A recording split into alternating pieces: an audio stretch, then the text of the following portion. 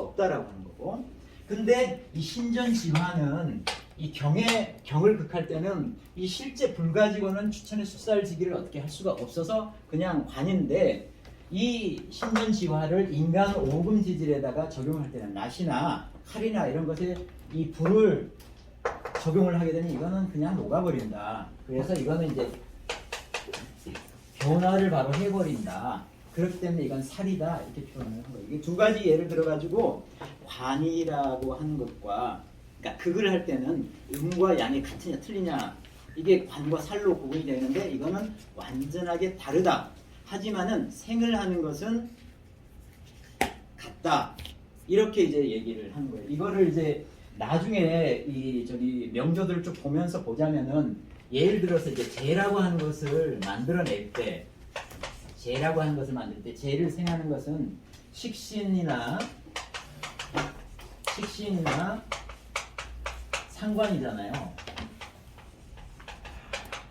상관인데 이 재를 생할 때는 식신이 생을 해도 되고 상관이 생을 해도 되고 다 좋은 거예요. 그러니까 생을 할 때는 별로 구분을 하지 않는다. 극을 할 때는 반드시 구분해서 봐야 된다. 이런 얘기예요. 그러니까 나중에 이제 명조를 봐서 길흉을 따질 때도 이런 내용들이 그대로 들어간다는 얘기입니다.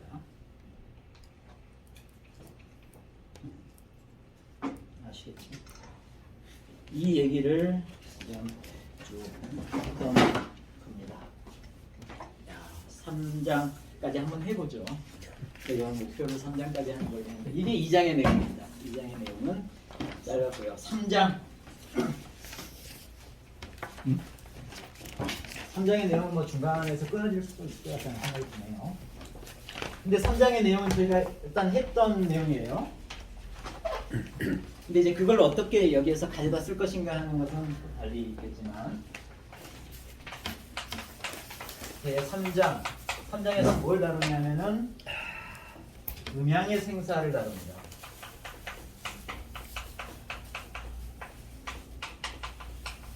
음양의 생사.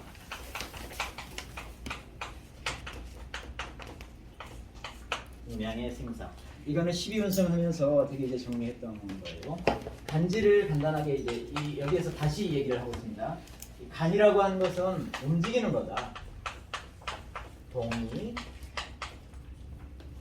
계속적으로 움직이는 거다. 불식한 거다. 휴식을 하지 않고 움직이는 거고, 지라고 하는 것은 가만히 있는 거다. 정이 그러면서 그냥 뭐 변하지 않고 항상 있는 거다.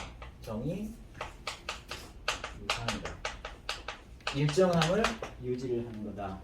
그냥 이거는 그냥 그렇게만 받아들이시면 되겠고, 그런데 이제 간은 이제 이 하늘에서 이제 움직이는 거고, 이 지라고 하는 것은 땅에 고정이 되어 있어요. 움직이지 않고 땅에 고정이 있는 거. 나중에 이제 어떤 격국을 판별할 때 이런 부분들이 적용이 됩니다. 그렇기 때문에 이게 이제 움직이면서 서로 간에 이렇게 주로 영향을 이제 받게 되죠. 아까 말씀드린 바와 같이 이렇게 받게 되는데, 힘을 받느냐 안 받느냐, 뭐 내 록이 있느냐 없느냐, 뭐 이런 부분이 있었잖아요.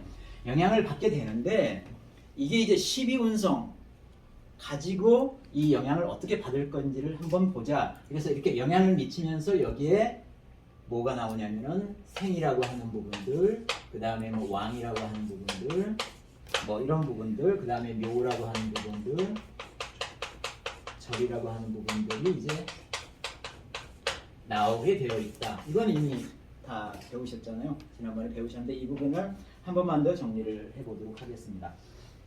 여기서 이제 얘기하는 부분은 양생 음사를 얘기를 합니다.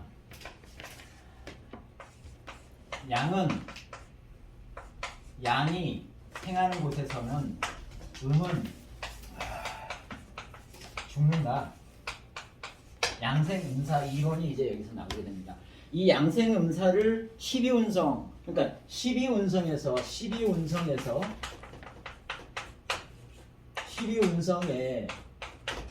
이 그 천간을 이 음양에 이 천간을 적용할 때 양의 천간을 적용하는 것과 음의 천간을 적용하는 게 다르다. 이 얘기를 심요첨을 하고 있는 거예요. 근데 옛날 책에 보면은 이 주장하는 것은 각자 다릅니다. 아니야, 같아. 양과 음이 동일하게 12운성으로 돌아가. 이렇게 주장하는 사람이 있고, 아니야, 양은 돌아가는 방향하고 음이 돌아가는 방향이 틀려. 달라. 이렇게 주장하는 사람이 있는데, 심요첨은 이게 다르다라고 한 거예요. 그래서 양생 음사 이론을 꺼낸 거예요. 양이 생하는 곳에서는 음이 죽어. 음이 사는 곳에서는 양이 죽어. 서로 다르다는 얘기를 하고 있는 거예요. 근데 굉장히 뭐 다양한 이게 왜 다르냐라고 하는 것을 쭉 얘기를 하는 게 이 뭐 양은 주취. 일단 쭉 한번 써보죠. 네. 주취. 모이는 것을 쓰죠. 주취하고 그래서 앞으로 나가고 진을 하고 그래서 순방향으로 움직이는 거고, 양은 음이라고 하는 것은 주상 흩어지는 거고, 그래서 뒤로 물러나는 거고, 그래서 거꾸로 가는 거야. 이렇게 얘기를 하는 거야. 그러니까 이거는 음은 거꾸로 가고 양은 바로 간다. 이런 특성 때문에 바로 간다. 이거를 이제 예로 드는 게 뭐냐면은 갑이라라고 하는 것과 을이라라고 하는 것이, 이거는 천간이죠. 지지에 해월과 5월이 있는데, 지지에 이게 해와 5가 있는데, 갑이 이렇게 영향을 받는 것과 을이 이렇게 영향을 받는 게 다르다. 이 얘기를 하는 거예요. 그래서 이거는 일단 한번 보시면은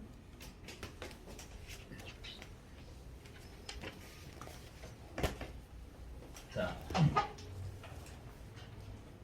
해라라고 하는 것을 한번 해에는 어떤 일이 일어나는지를 한번 보죠. 해는 우선 나뭇잎이 떨어진다는 거죠. 그래서 지엽이 당락하고, 하지만 안의 기운은 안에 있는 생기는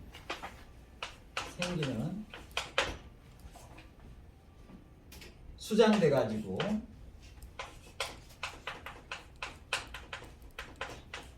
수장해서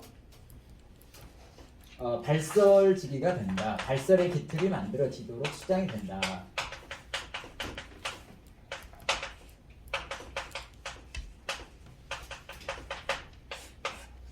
이런 거고, 이 해월에 이런 일들이 일어난다는 거예요. 그런데 이제 5월에는 이게 반대죠. 그러니까는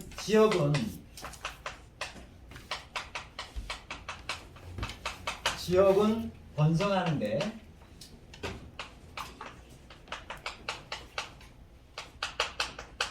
번성하고, 하지만은 내부에 생기는 기는 이진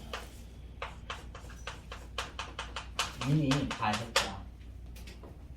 이 계절이 되면은, 그러니까는 5월에는 이 이파리가 무성하고 가지가 무성하지만은 안에 있는 생기는 다 빠져나가 버린 거고, 하지만 해월은 비록 내부에는 이파리와 가지가 다 없어지고 다 떨어지고 했지만 내부의 생기는 충실해서 나중에 발설지기를 지금 만들고 있는 상황이다. 그랬을 때 이 갑이라고 하는 것은 얘는 목의 생기라고 했으니까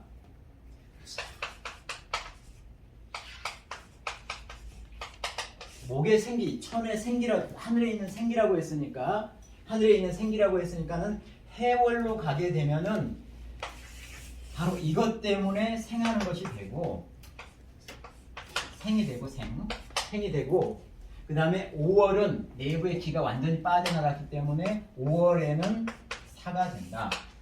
대신에 을이라고 하는 거는 지엽이니까 지엽 자체니까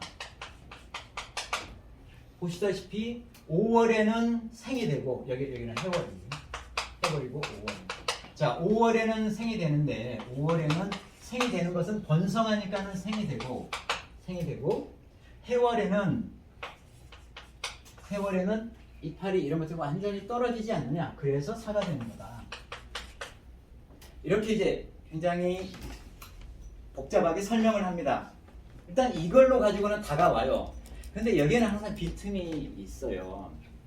야, 그러면은 세월 5월만은 이렇게 보면은 그렇지만, 야, 신월은 그러면 어떻게 되는 거야? 신월은 야, 이게 절지인데? 절지면은 이것만 보면은 신월에는 이 낙엽이 그래도 붙어 있잖아요.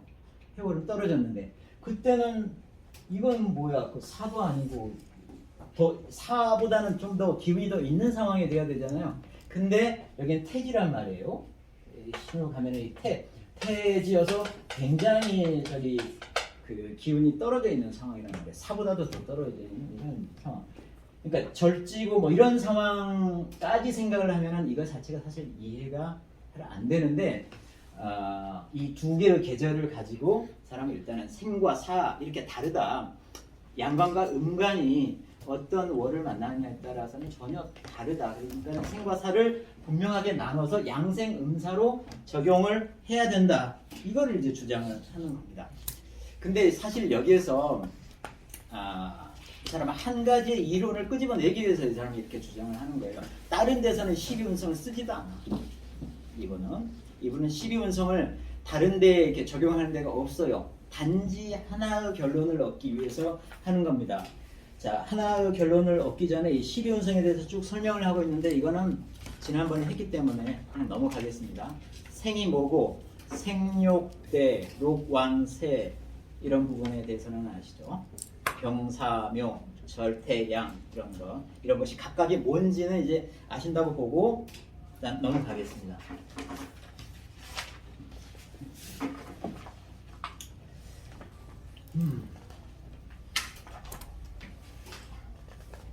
시간의 정리를 잘하면 할 수 있을 것도 같고요. 이렇게 쭉 얘기하고 있는 이유가 있습니다. 사랑이. 자, 사람의 일주를 보면은 일주, 인지,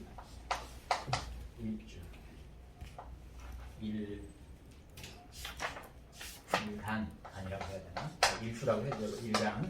보면은 이 어떤 원령을 만나느냐에 따라서 어떤 월을 만나느냐에 따라서 우리가 사주가 이렇게 있죠. 일간이 있고 이렇게 어떤 월을 만나느냐에 따라서 12운성이나 이런 걸 보고 이게 기운을 받는지 기운이 휴수가 되는지 이런 것을 알 수가 있어요. 그래서 그러니까 가장 중심이 되는 것은 이 월지죠. 예전에 말씀드렸다시피 월지입니다. 그래서 이 일간이 월지가 뭐냐에 따라서 일간이 기운이 센지 기운이 약한지 이런 부분이 전체적으로 결정이 되는데 이 사람들이 얘기하는 것은 야 그것뿐만 아니라 꼭 이 원령만 봐서 될 것은 아니고 이쪽에 일지, 시지, 연지도 같이 봐야 돼. 원령만 봐서는 안 되고 이걸 보고 전체적으로 판단을 해서 이 일간의 기운이 약한지 강한지를 판단을 해야 돼. 그게 이제 기본이에요. 어떻든 간에 자, 이 12운성 중에서 유력한 부분은 기운이 세다라고 하는 거예요. 기운이 세다라고 하는 건 12운성 중에서 무엇을 만나면 기운이 세냐면은 12개 중에서 생, 이건 장생을 얘기하는 생 만나면 기운이 세고 그 다음에 록 이거를 그 측에서는 이렇게 얘기했어요. 인관 인관이라고 얘기를 했어요. 인관. 뭐 로. 그 다음에 제왕. 왕. 이건 뭐 제왕. 제왕. 이 세 곳을 만나면은 기운이 세다. 기운이 세다. 나머지는 기운이 약하다는 뜻이 되겠죠. 그런데 기운이 유력이 있으면 그 다음에는 단지 기운이 조금 아주 세진 않지만 그래도 근을 가지게 되면은 약하지는 않아. 그래서 유근이라고 하는 것에는 불약, 약하지는 않아. 자, 이런 자리가 있는데 이런 자리는 뭐냐 하면은 이런 자리는 고 이거는 이제 묘죠. 묘. 우리 저기 12연성으로 보면 이제 묘입니다. 묘지에서는 근을 가지고 있기 때문에 약하지는 않아. 그 다음에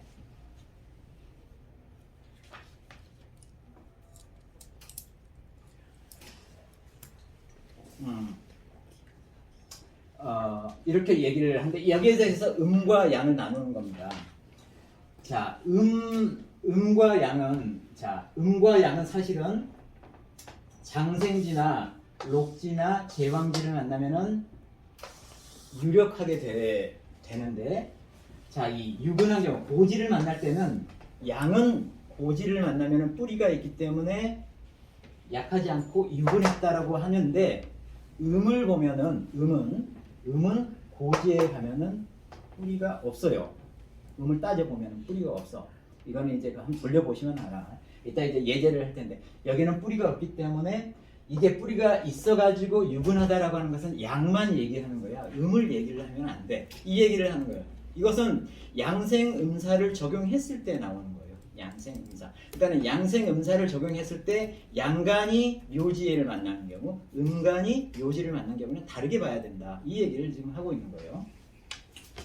자, 그래서 이제 고지를 만났을 때 양은 유근하지만은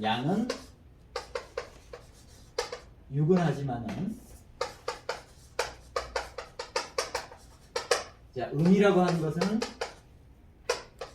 무용에 이렇게 이제 구분을 하는 겁니다. 그래서 왜 그러냐 하면은 전체적으로 양이다라고 하는 것은 커가지고 양과 음을 다 가지고 있고 양과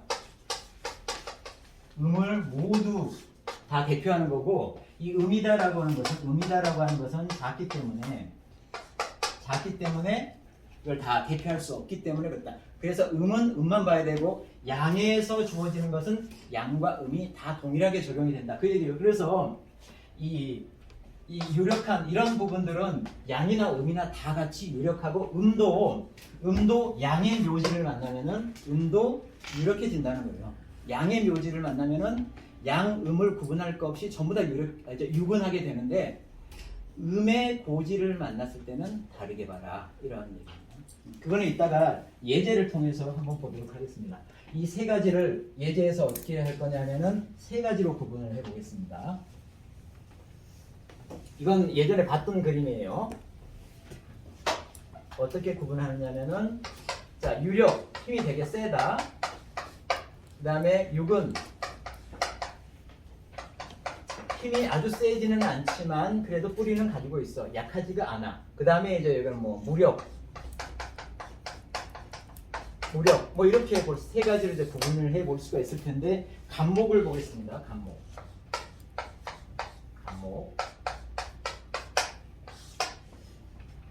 자, 이 간목이 어디에 지장간에 어떻게 들어있느냐를 볼 때 옛날 그림을 제가 그려드린 게 있어요. 자, 묘를 중심으로 보고 계절을 수평으로 씁니다. 그래서